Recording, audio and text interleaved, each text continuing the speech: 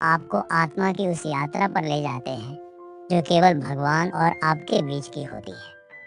परमहंस योगानंद जी ने कहा था, जब तक भगवान जीवन की सबसे बड़ी आवश्यकता नहीं बनते, तब तक वह नहीं मिलते। ये केवल कोई कहावत नहीं, बल्कि आत्मा की पुकार है। तो आइए आज उस यात्रा पर चलें जहां हम जानें कि भगवान से सच्चा प्रेम कैसे किया जाता है। न कोई शास्त्र की उलझन, न धर्म का कोई जाल, बस एक निश्चल और अंतरंग संबंध जो केवल आपके और ईश्वर के बीच हो। जब हम प्रेम शब्द सुनते हैं तो सबसे पहले किसी व्यक्ति का चेहरा याद आता है। लेकिन क्या आपने कभी सोचा कि दुनियावी प्रेम अधूरा क्यों होता है? क्यों वह कभी बदलता है, कभी धोखा देता है, कभी दूरी बनाता है? क्योंकि वह प्रेम शर्तों पर आधारित होता है, पर ईश्वर का प्रेम पूर्ण होता है, न बदले की चाह न अपेक्षा। परमहंस योगानंद जी ने केवल ईश्वर के प्रेम का उपदेश नहीं दिया, उन्होंने उसे जीकर दिखाया। योगानंद जी कहते थे, यदि आप ईश्वर को वैसे ही पुकारें जैसे एक माँ अपने खोए हुए बच्चे को पुकारती है, तो भगवान को आना ही पड़ेगा। उन्होंने कहा, तुम पुकारो, रो, बेचैन हो जाओ, ईश्वर को मजबूर कर दो तुम्हारे पास आने के लिए। क्या आपने कभी इस तरह पुकारा? क्या कभी आपकी आत्मा तड़पी है उस प्रेम के लिए? पहला कदम है उस वास्तविक प्यास को जागृत करना। जैसे मछली जल के बिना नहीं रह सकती, वैसे ही आत्मा भी ईश्वर के बिना अधूरी है। जब तक वह तड़पे, वह बेचैनी भीतर से नहीं उठती, तब तक सच्चा प्रेम नहीं जगता। योगानंद जी कहते थे, ईश्वर को नहीं, उस तड़प को खोजो जो तुम्हें ईश्वर तक ले जाए। दूसरा कदम है एकांत में अंतरंगता बनाना। ईश्वर से बात कीजिए जैसे आप अपने सबसे प्रिय से करते हैं। कोई औपचारिकता नहीं, कोई संस्कृत के मंत्र नहीं, बस एक सरल सच्चा संवाद। भगवान, मुझे आपका प्रेम चाहिए और कुछ नहीं। मैं थक गया हूँ आपसे दूर रहकर। इतना ही कहिए, हर दिन, हर पल। तीसरा और सबसे महत्वपूर्ण चरण है ध्यान, प्रार्थना और मौन। योगानंद जी ने कहा, ध्यान ईश्वर तक पहुंचने का राजमार्ग है, लेकिन ध्यान कोई तकनीक नहीं, ये प्रेम की पुकार है। जब हम आंखें बंद करते हैं तो वह क्षण आत्मा और परमात्मा के मिलन का होता है। बस कुछ क्षण अपने श्वास को महसूस करें। क्या आप जानना चाहते हैं कि योगानंद जी ने ईश्वर को हर श्वास में कैसे अनुभव किया? उन्होंने अपने शिष्यों को हृदय भक्ति ध्यान की विधि दी। उन्होंने कहा, ध्यान में उतरते समय अपने हृदय को प्रेम से जलता हुआ महसूस करो और उस जलती हुई वेदना से ईश्वर को पुकारो। उन्होंने कभी नहीं कहा, भगवान को समझो। उन्होंने कहा, ईश्वर को महसूस करो।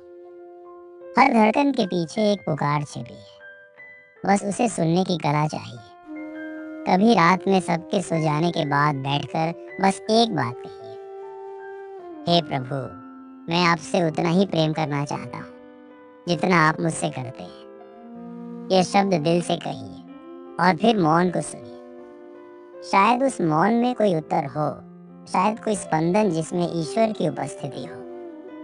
योगानंद जी कहते थे, सच्चा भक्त वही है जो बिना किसी मांग के भगवान से प्रेम करता है। न स्वर्ग की लालसा, न सिद्धियों की आकांक्षा, केवल ईश्वर के लिए प्रेम। क्या आप इस तरह प्रेम कर सकते हैं? एक ऐसा प्रेम जो आपको तोड़ भी दे और संजो भी ले, जो आपको दुनिया से ऊपर उठा ले और आत्मा के आलोक में ले जाए। एक दिन योगानंद जी ध्यान में बैठे थे और उनकी आंखों से आंसू बह रहे थे। एक शिष्य ने पूछा, गुरुदेव, क्या आप रो रहे हैं? उन्होंने धीरे से कहा, मैं उस प्रेम के लिए रो रहा हूँ जो हर जगह है, पर जिसे कोई पहचानता नहीं। क्या हम उस प्रेम को पहचान सकते हैं? हाँ, अगर हम अपने अस्तित्व को पीछे छोड़ने को तैयार हो।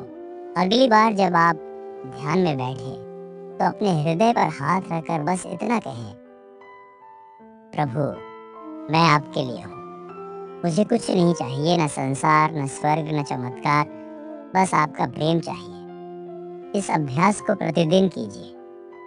धीरे धीरे ये शब्द केवल शब्द नहीं रहेंगे, ये एक पुल बन जाएंगे आपके और ईश्वर के बीच। भगवान से प्रेम कोई तकनीक नहीं, यह एक ऐसा अनुभव है जो पूरी जिंदगी को बदल सकता है, और वह शुरुआत केवल एक सच्ची पुकार से होती है। क्या आप वह पुकार देंगे? क्योंकि जब आप पहला कदम बढ़ाते हैं तो ईश्वर दौड़कर आपकी ओर आते हैं। जब ध्यान में हम ईश्वर से प्रेम करते हैं तब वह पल दिव्य होते हैं, लेकिन असली परीक्षा तब होती है जब हम ध्यान से उठकर संसार की हलचल में लौटते हैं। योगानंद जी कहते थे, ईश्वर का प्रेम सच्चा तभी कहलाता है जब आप उसे मंदिर में ही नहीं, बाजार में भी महसूस कर सके। कल्पना कीजिए, कोई व्यक्ति यदि सच में ईश्वर से प्रेम करता है तो क्या वह किसी को दुख पहुंचा सकता है? क्या वह क्रोध में कुछ ऐसा कह सकता है जिससे किसी की आत्मा घायल हो? एक बार एक शिष्य ने योगानंद जी से झूठ बोल दिया। सबको लगा अब गुरु नाराज होंगे, लेकिन योगानंद जी मुस्कुराए और बोले, अगर मैं साथ दूं तो तुम बदलोगे नहीं, लेकिन यदि मैं तुम्हें प्रेम दूं तो शायद तुम स्वयं बदलना चाहोगे। इस स्तर का प्रेम ये केवल तपस्या से आता है। जब आप किसी से प्रेम करते हैं और क्रोध में कुछ कहने वाले होते हैं, तभी भीतर से एक स्वर उठता है, क्या इसमें मेरे प्रेम की झलक है? और आप रुक जाते हैं। यही प्रेम आपको नम्र बनाता है। योगानंद जी कहते थे, अकेले में भगवान से प्रेम करना आसान है, पर भीड़ में भी उसी प्रेम को जीवित रखना ही सच्ची साधना है। जब आप किसी से बात करें और आपके शब्दों में करुणा हो, जब आप किसी को देखें और उसकी आत्मा में ईश्वर की झलक दिखे, तब जानिए कि आप सही मार्ग पर हैं। उन्होंने सिखाया, दूसरों की सेवा करना ईश्वर की सेवा है। तो अगली बार जब आप किसी की मदद करें तो यह मत सोचिए कि आप उस पर कृपा कर रहे हैं, बल्कि सोचिए कि आपने ईश्वर की सेवा की है, जो उस व्यक्ति के रूप में आपके सामने आया। क्या यह आसान है? नहीं, लेकिन क्या यह संभव है? अवश्य।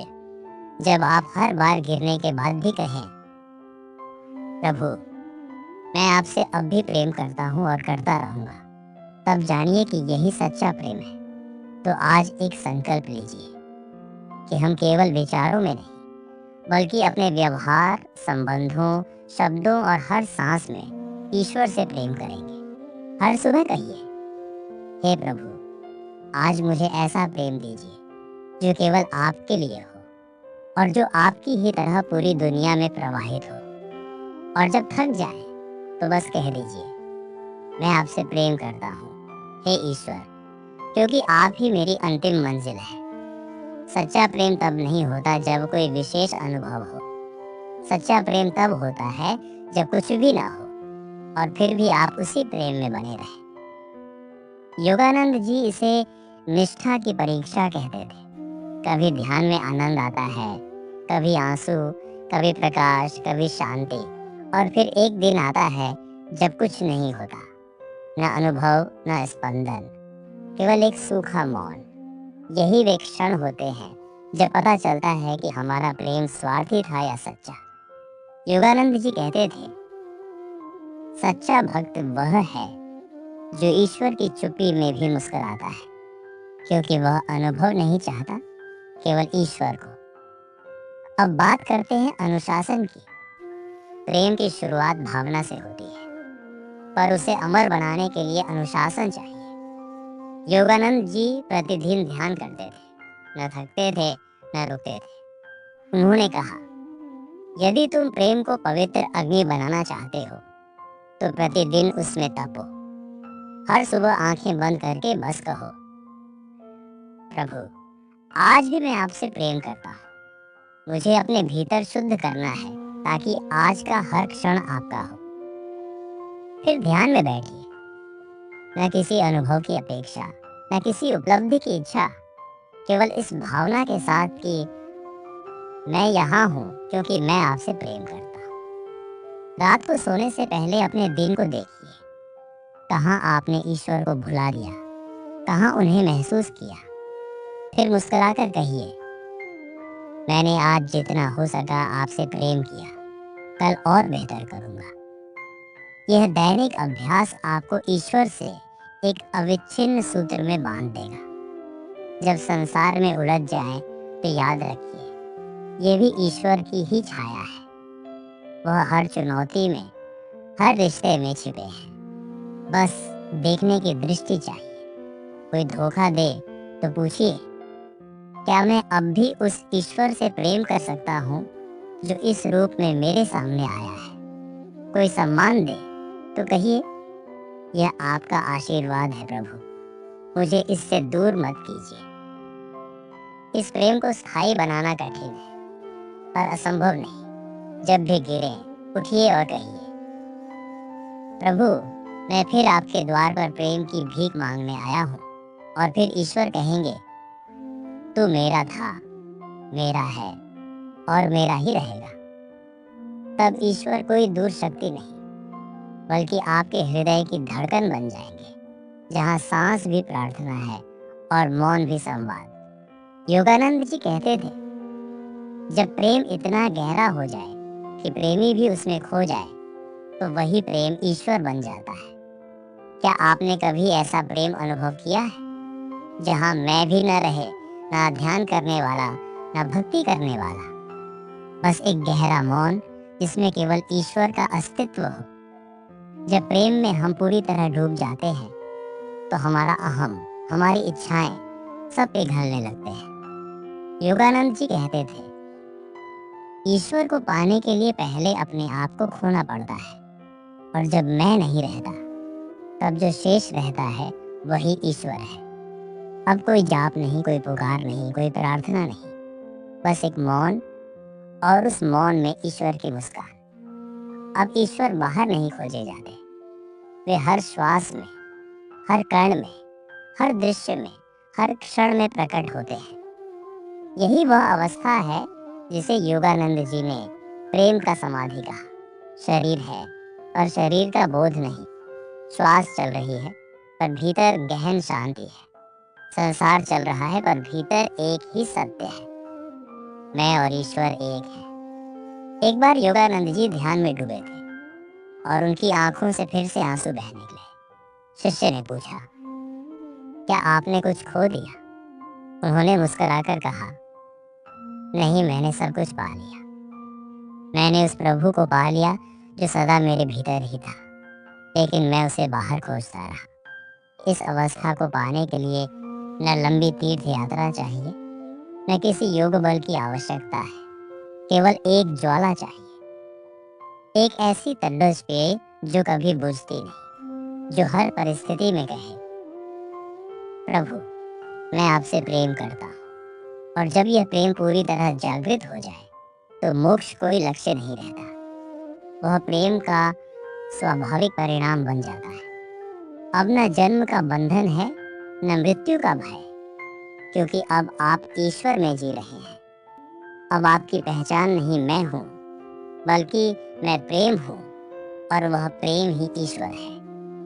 अब केवल एक प्रश्न शेष रह जाता है, क्या आप अब भी ईश्वर को केवल मंदिरों में देखना चाहते हैं, या अब हर आंसू, हर मुस्कान में, हर आत्मा में उन्हें देखना चाहते हैं?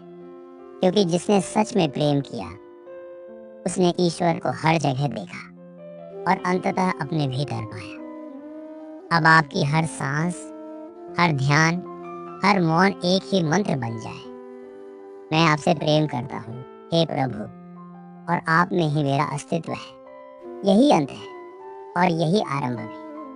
कभी रात में सबके सो जाने के बाद बैठकर बस एक बात कहिए, हे प्रभु, मैं आपसे उतना ही प्रेम करना चाहता हूँ जितना आप मुझसे करते हैं। यही सच्चा संवाद है।